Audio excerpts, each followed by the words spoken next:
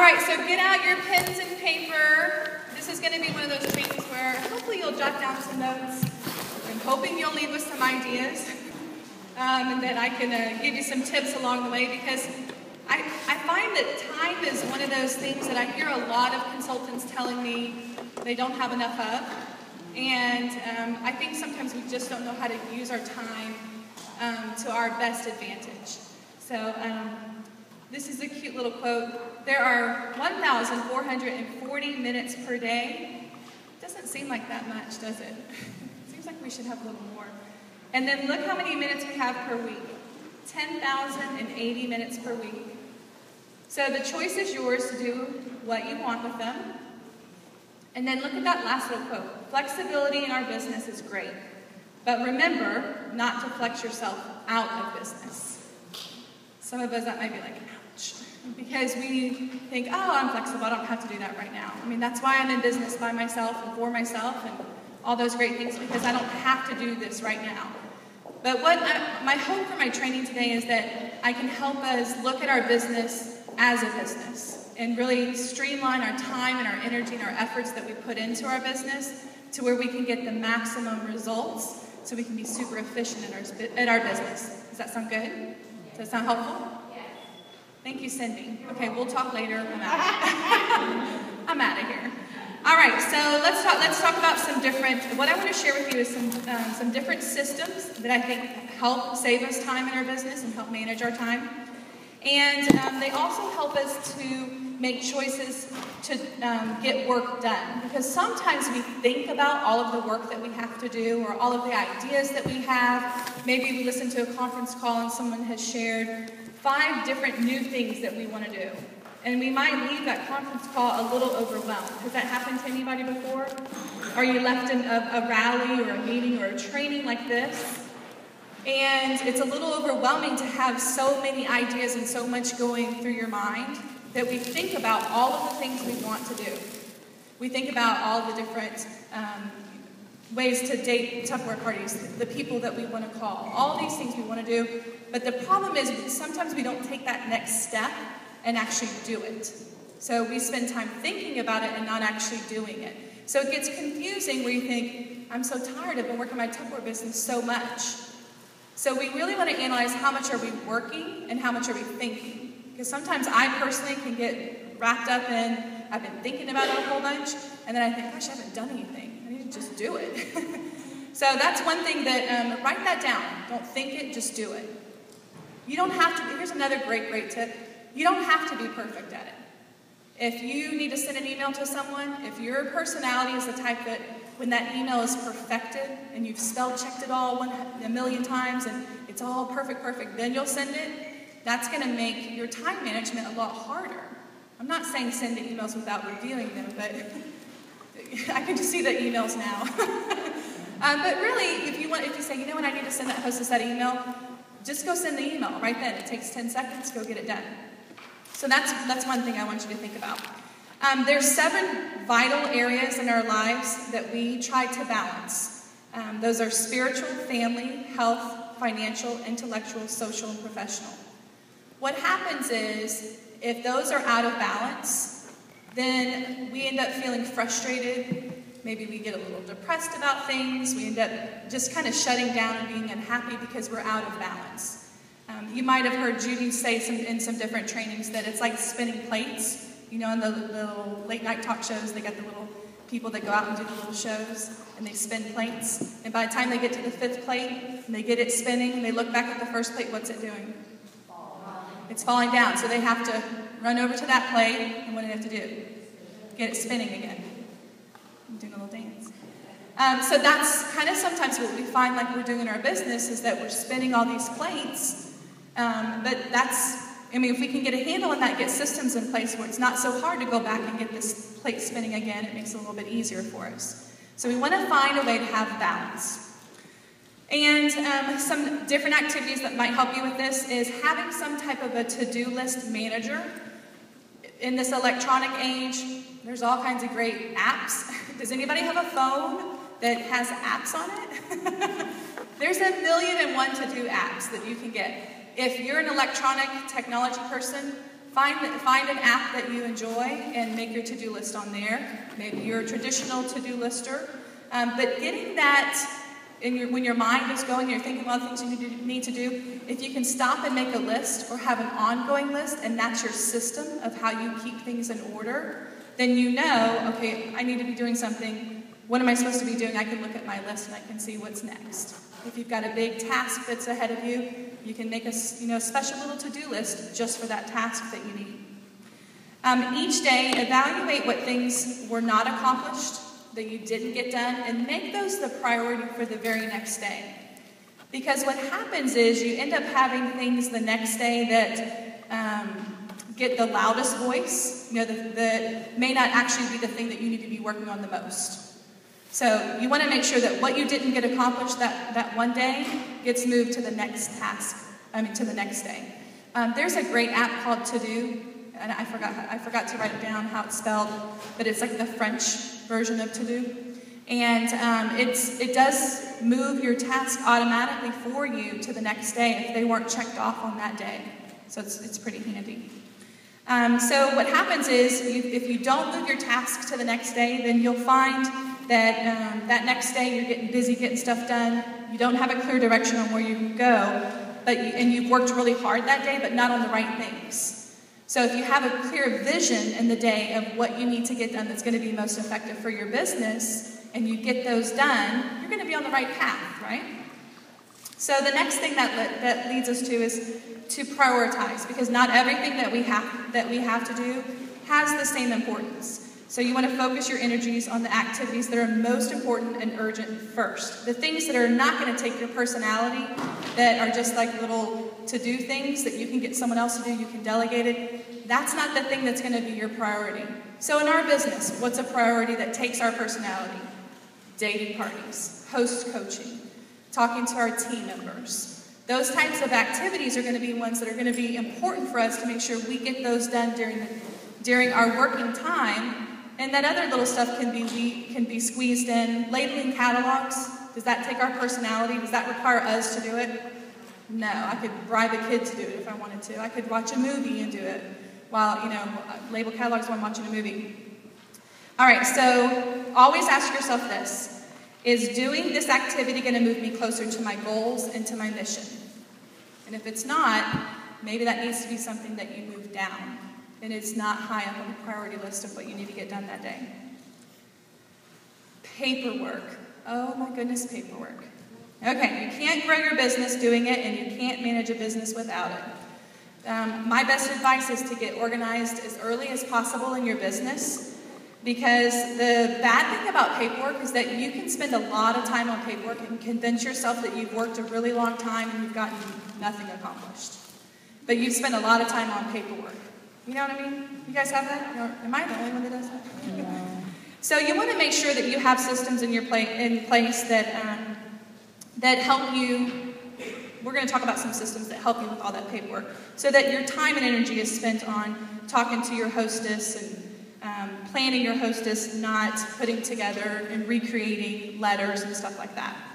One of the suggestions that I have is to set aside a specific time each week to work with your paperwork and to get yourself organized with a system of where you have your catalogs, sale flyers, party planning packets that are already made up, that you can just, if you need to go party plan, you can just grab one and take it on the go. Do you ever find that, like, you've worked a craft show, you've been to rally, you had a party, and you have catalogs and flyers in 3 different places and 4 different bags? I'm seeing some heads shake up and down. So if you can have a system in place where your maybe one of those, go to an office supply store where you can put in the different papers, like different shelves, and you can put your catalogs and flyers and your shopping order forms. You can have all of your materials really handy at one point. So you have a place for them to go rather than just in your party bag or something like that. When you come home from your craft show and you've got extra catalogs, you can go put them back where they go. So you can get your hands on them right when you need them. And I know this sounds like, I know we should do that, but sometimes we need these reminders to go, yeah, I should be doing that. I do have catalogs and flyers everywhere. Because what happens is then when you go to look for a catalog, you think, wait, I thought I had some in that bag, then they're over here. Then you just wasted 10 minutes trying to find catalogs and flyers when you could have had a system and had them, pretty easily get your hands on them. Something else you can do is whenever you have a party, there's something, if you've been through Star Trek, that you've been trained on that has where you get a regular envelope, and you put everything that pertains to that party in that envelope. So every order form, the guest mailing list, any hostess communication, you put all of that in there. On the outside, it has the hostess name, address, phone number, email. I even put where I dated that hostess from, the gifts that I gave at the last party, if I ran a special, what was the special that I did at the last party and at her party, so I can know. I can just look at that one party envelope, and I have everything that I need for that envelope right there, and it's all inside of it. So not a file folder, but actually a mailing envelope, something that you use to mail that you can close up. Everything goes in there. So it's a really nice way to keep everything organized, because we can get a lot of paperwork when it comes to parties. We can get a little out of hand with that. Something else you can do when you come to trainings like this. Do you ever find that you're getting information on dating parties, you're getting information on recruiting, on getting organized, and you don't know what to do with it all? So you have a notebook and you take down notes, and in that note, 3 or 4 or 5 pages that you write, you have training on every aspect of your business. But then later, how many times do you go back and look at that and read through the whole thing? What might work for you is to get a folder that has dividers in it, and there's one section for recruiting, one section for dating, one section for host party planning. And so whenever Cindy shares a great idea and you like that, you're at a training, you open it up to dating, you write down the dating idea. Where that is really helpful is later on, whenever you're saying, okay, I really need to juggle that plate that's spinning, that dating plate or recruiting plate, you can go back to your notebook, and anything you've learned on a conference call, at Rally, at Fallfest, you can open it up, you can look in there, and you can read through specific ideas just designed for what you're looking for. Is that good? Okay. All right, let's see. Something else you can do is when you get home from a party, this is something that I know we probably say this a million times, I'm going to say it again, is to get everything ready for the next party. So for instance, your lap boards, make sure your auction money is restocked, that your citrus peelers you're going to give away, your hostess thank you, whatever it is for you to be ready for the next party. I mean, think about it. We've already worked, we're coming home from a party. I know we really want to just stop and, throw our pajamas on and watch a good movie, eat some chips, no. But you're already in work mode. If you can just push it just a tad further and go into you already have systems in place of where everything's going to be at to trade out, restuff your lap boards. Even at your party when you're waiting for, well, let me tell you about lap boards real quick. The lap boards I use are the front and the back of a 3-ring binder where the 3-ring part has been cut out. You know the binders that are, they have a hard cardboard front cover, and it's clear so you can slide something down into it. So you can slide a recruiting flyer in there or something like that. I just cut the little 3-ring part out and use those as lap boards. And I tuck a shopping order form folded in half, tucked into the front flap, or like the pocket area. And so when you're waiting for your customers your guests come up and they place an order, I try to take those lap boards back right then, because they'll come back and they'll have the lap board like this, and they'll kind of set it down like that. So I pull out the shopping order form, and then I just kind of put that to the side. So while I'm waiting for the next person, I can restock it, put it right back into my bag. So just kind of think of ways that if you're just sitting there waiting, doing nothing, what else could you be doing? Kind of like the smidget dating game. How many of you do the smidget dating game? Carry blank smidgets with you, so that after you've given that smidget away and you get that piece of paper back, you wrote down what they got for free, you put that you put that piece of paper into a new smidget, and you put that smidget back in your dating game. So you repack just like that. You haven't even left the party. So when we say the party's your office, that's kind of the things that we mean, is that you can be doing something right then and there for your business and not have to worry about wasting any time when you get home. All right, and then another thing you can do is before the week starts getting crazy, sit down on the weekends, Sunday night, Saturday morning before a party, anytime you have like that, and try to prepare your materials. Maybe Thursday is the best time for you to do that. Whatever day of the week is going to be best for you is to have a little preparation time so that things can run smoothly. When my kids were real little, I had to involve them, and I think that's a really fun thing to do. So try to help your kids get involved in your business by label. They love to put labels. I guess it's the sticker thing. They love to put labels on catalogs. They love to put the little, on the shopping order form, I would highlight the part numbers for the modular mates so I could make reference to them whenever I was doing my demonstration. And they love to highlight that. They love to be involved in all those things. So if you have little kids, now my kids are getting a little older, they're like, how much are you going to pay me? All right, fine, they're cheap labor. But involve your family in it. I've also found just in 10 years of raising my family in Tupperware, I would hear Judy and Marsha Brown and other people talk about raising a family and the values they get with Tupperware. And it's like, oh, I can see they're getting a good work ethic. Like, you can see the results of that. If your kids are little, eventually you'll see it. You can see the results of them learning how to get organized, learning how to have a work ethic. When I see my daughter, who I'm like, okay, tomorrow's a busy day, you got a lot going on. Remember, give her the whole list of what she needs to remember. I leave, I go do something, I come back. She has my dry erase board with a to-do list. She's got it all categorized, check boxes next to it, and I'm melted. I'm like, you're 11 years old and you've got this down.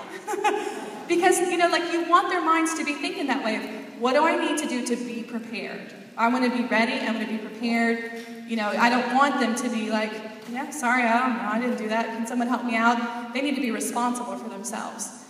All right, segue. Okay, so treating your business like a business is super important. So what I have done is I put together a little training or a little activity. When you leave, I have a little handout for everybody. So all this is in the handout along with the notes. Sorry, I guess I could have told you all that at the beginning. All right, so this is a sample of what your business could look like if you worked your business 20 hours a week. How many of you want to be part-time? Because you've got other activities or things like that. So you want to work your business part-time. This says 20 hours for part-time. And this is an idea of what your business breakdown would look like. So if I worked my business part-time, I would spend 3 of those hours a week at a rally or a manager meeting. So by rally or meeting, that's just one big main category. Rally is 7 to 9. You could be at rally one day, because we hold rally every week. And then that still gives you another hour to jump on a conference call. Some calls are only 30 minutes. Maybe you could squeeze in 2 that week. So you would want to commit 3 hours of your work that week to that area of your business. So this is kind of like the plates that you're going to be spinning to make everything balanced here. Then you look to the next line and it says demonstration hours. That's your party time, dating calls, party planning, deliveries, things that are centered around the party. And you're going to have about 8 hours committed to that. 3 hours for recruiting, 3 hours for team time, and 3 hours for paperwork. Paperwork's like preparation. So this is what it would look like, a breakdown of working your business 20 hours a week. Why this is important is because, like Cindy was saying earlier, she sees the results of her business because she treats it like a business. If we treat it like a hobby, we're going to get the results of it like a hobby. And so if we're really wanting to see results that are going to be equal to the real job of having that real income, then we need to schedule in time, just like as if it was our own job that we had to clock into every day and commit to this. So this is for your part-time, and then full-time, 40 hours a week, you can see the different breakdown of the hours. So the activity that I have for you guys is I've put together a calendar that has the days of the week, which there are 7, and I made our work day from 8 to 11. You might want to add more hours, you might want to take away hours, who knows. I just made that the day, it doesn't mean it's your work day, but this is the cool thing about Tupperware. If you can squeeze in some of your preparation and it works best for you 11 o'clock at night, do it at 11 o'clock at night. Who cares? You don't have a boss telling you, hey, you have to do it at this time. Okay, so we have to work around meeting times or conference calls. We have some schedules we have to work around. Who cares? The whole point of it is we don't have someone telling us, you have to work during this time. How many of you are nighttime people? Oh my gosh. No wonder we're all together. All right, so if you work really best at nighttime, then you might see some more of your activities towards the evening, with the exception of your parties and stuff like that. What's cool about that is that if you're a nighttime person and you recruit someone, when you recruit them, ask them, are you a nighttime person? When's the best time for us to chit-chat? Are you up late? Because you know, hey, that's great. I can squeeze in a 9:30 call when I would never call someone normally after 9 o'clock. But if I know they're a late night person and I've got the A-OK, I can do some of my team building late at night when it's really great for me because I prefer that. See, so I'm even able to make this, my own business. So what I've done is I put together little, I guess they're little tabs that you can cut out, and each one of these represents an hour. So if the block says demonstration, that represents 1 hour of a demonstration. And I have one in each of these packets for each of you. So I have a blank calendar and then a whole page of tabs. So that you can cut it out. In fact, if you have little kids, let them cut it out and say, this is what we're going to do. We're going to figure out when Mommy's going to work this week. So we get to take these and glue them on. Okay, when do you think, can Mommy work on Wednesday morning? So like if you have little kids, I remember when my kids were super little and I had to be on a conference call, and I'm juggling 4 kids being quiet for a conference call. It was crazy. But I came up with fun little activities that would keep them quiet for a while and tell them, Mommy needs to work. And when I've worked 6 times, and I put a little X on the calendar every time I worked, when Mommy worked 6 times, we're going to go out for some ice cream. Or I'm going to take you down to the park. Something I was probably going to do anyway, but I got to tie it in with, hey, if you help me out here, and it's a win-win here, then you're going to get something from it as well. So you could even get your little kids involved in it. So what you do is you look at this calendar. What do we put in there first? Family? Okay, so for me, I'd put in any church activities. I would put in my family. Anything that I want to make sure goes in there first. Whatever your priorities are in your life, you want to put that on the calendar first. Then you know what time you have to work around. When you do this activity, I'm going to warn you, when you do this activity, you're going to realize how many hours you have in a day. And you're going to start asking yourself, oh my gosh, what did I do? What am I doing with these hours? And then this answer might be kind of scary, but it was scary for me because you're like, gosh, there's an awful lot of time here. So you put in your priorities first, and then put in your meetings. Whenever your directors and upline are having meetings, so you can put those in there. The FSRC conference call schedule is emailed out constantly, so you can say, okay, I need 2 30-minute conference calls, 1 1-hour conference call. When am I going to schedule that into the calendar? So you go ahead and you put that in there. And then you work around with the team building. If you're not a team leader, if you're not in royalty yet, which you will be, you'll be joining these beautiful ladies up here very soon, then that's the time I would commit to getting yourself into that, which would be recruiting. So I would double up on your recruiting just to make it get that much faster. And then once you have a team, you could spend the time doing the team building. So you get in there and you plug in the different areas of what you need to work. So you can pick and choose which plan works best for you. Is it going to be the 20-hour or the 40-hour? You decide, you want to work 30 hours. You can figure out your own plan. But this is the kind of activities that are going to be income-producing activities, things that are going to change your business. They're going to make sure you're juggling it all and you have a good balance in your business so you're getting the outcome that you want. Is that good? Is that helpful? Yeah. All right. Other systems that I'm going to recommend. One of them is a lead box. How many of you use a lead box? About a handful of you. Okay. This is the best invention everywhere, since ever. And I'm sure there's like a million gazillion computer programs that could run circles around it, but this is the best because it's like old school. It's good stuff, right? What you do is you take a square 2 modular mate, and in the modular mate you put little tab dividers, little index card dividers that have a little tab on the top. You can get them at the office supply store. And they say 1 through 31, and then another set of tabs that say January through December. So what I'm going to do is today we're going to start, let's say we start this today. I'm going to take the 1 through 31 and I'm going to have it in with the November tab in front of it. And any lead slips I have from shows, festivals, craft shows, parties that I've gone to, people that I've met, people that I still want to stay in contact with that I have not yet asked to have a party, or we're still in the glorious 6-month plan of asking for the next 6 months, which is fine, right? We want to do that. Then that I have those lead slips in that box, and they're divided out. So they're divided out based on when I need to call those people back. So for right now, if you're just starting a lead box brand new, they're all going to be under November 20th because you're going to all want to, or 19th, you're going to call them all on Monday. They're all going to be there. Are you going to get through them all? No. But what you do is you pull it out and there's your lead slip.